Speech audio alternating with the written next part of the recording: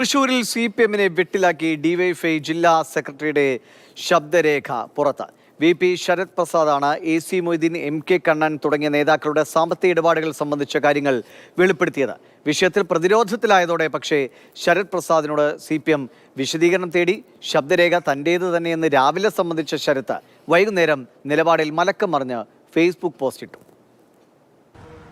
വളരെ സ്ഫോടനാത്മകമായ ഒരു ശബ്ദരേഖയാണ് ഇന്ന് പുറത്തു വന്നത്. ജില്ലാ കമ്മിറ്റി അംഗങ്ങൾ മുതലുള്ള നേതാക്കളൊക്കെ തന്നെ വലിയ തോതിൽ സാമ്പത്തിക ഇടപാടുകൾ നടത്തുന്നുണ്ട് എന്നുൾപ്പെടെയുള്ള ഒരു വിശദീകരണം, ഒരു വെളിപ്പെടുത്തലാണ് ശരത് പ്രസാദിന്റെ ഭാഗത്തു നിന്നും ഉണ്ടായത്. അതിൽ ഏറ്റവും പ്രധാനപ്പെട്ട ആരോപണം AC മൊയ്തീനെതിരെയായിരുന്നു. AC മൊയ്തീൻ വൻകിട ആളുകൾക്കൊപ്പമാണ് അദ്ദേഹത്തിന്റെ ഡീലിങ്സ് എന്നുള്ള കാര്യമാണ് ശരത് പ്രസാദ് പറയുന്നത്.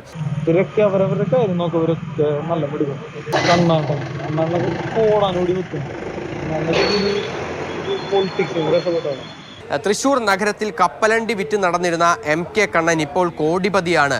അത്തരത്തിൽ വലിയ തോതിലുള്ള ഡീലിങ്ങുകൾ MK കണ്ണനുണ്ട്.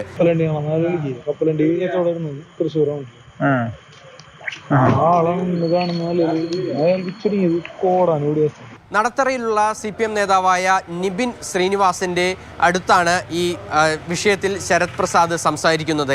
ശരത് പ്രസാദിനോട് വിശദീകരണം തേടും എന്നുള്ളതാണ് CPM ജില്ലാ സെക്രട്ടറിയുടെ പ്രതികരണം. അദ്ദേഹത്തോട് തന്നെ നേരിട്ട് വിശദീകരണം ആവശ്യപ്പെടുകയും ഉചിതമായിട്ടുള്ള നടപടികൾ പാർട്ടി സ്വീകരിക്കുകയും ചെയ്യും.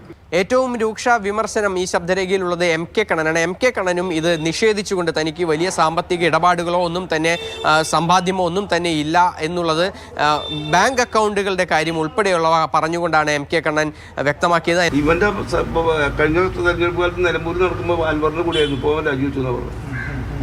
അവനാണ് ഒരാൾ. രണ്ടാമത്തെ ആളും പാർട്ടി ചെയ്യുന്ന ഏരിയ കമ്മിറ്റിയിൽ കഴിഞ്ഞ ഏരിയ സമ്മേളനത്തിൽ ഏരിയ കമ്മിറ്റിനെ ഒഴിവാക്കിയാണ്. അവൻ ഇവന് ഫോൺ സംസാരിച്ചു എന്നാണ് പറയുന്നത്. ഞാനിതൊന്നും സീരിയസ് ആയിട്ട് കാണുന്നില്ല. സഹകരണ ബാങ്കുകൾ, CPM ഭരിക്കുന്ന സഹകരണ ബാങ്കുകളിൽ സാമ്പത്തിക തട്ടിപ്പുകൾ ഉണ്ടായിട്ടുണ്ട് എന്ന് കോൺഗ്രസ് ഉൾപ്പെടെയുള്ള പാർട്ടികൾ പറയുമ്പോൾ അന്നൊന്നും തന്നെ പാർട്ടിക്കുള്ളിൽ നിന്ന് ഇത്തരത്തിലൊരു ശബ്ദം ഉയർന്നു വന്നിരുന്നില്ല. പക്ഷേ ഇത് ഒരു സ്വകാര്യ സംഭാഷണമായിരുന്നു 5 വർഷം മുൻപ് നടത്തിയത്. പക്ഷേ ആ സംഭാഷണത്തിൽ തന്നെ ഈ കാര്യങ്ങളൊക്കെ തന്നെ ശരിയാണ് എന്ന് തോന്നിപ്പിക്കുന്ന തരത്തിലുള്ള വിവരങ്ങളാണ് പുറത്തു വരുന്നത്.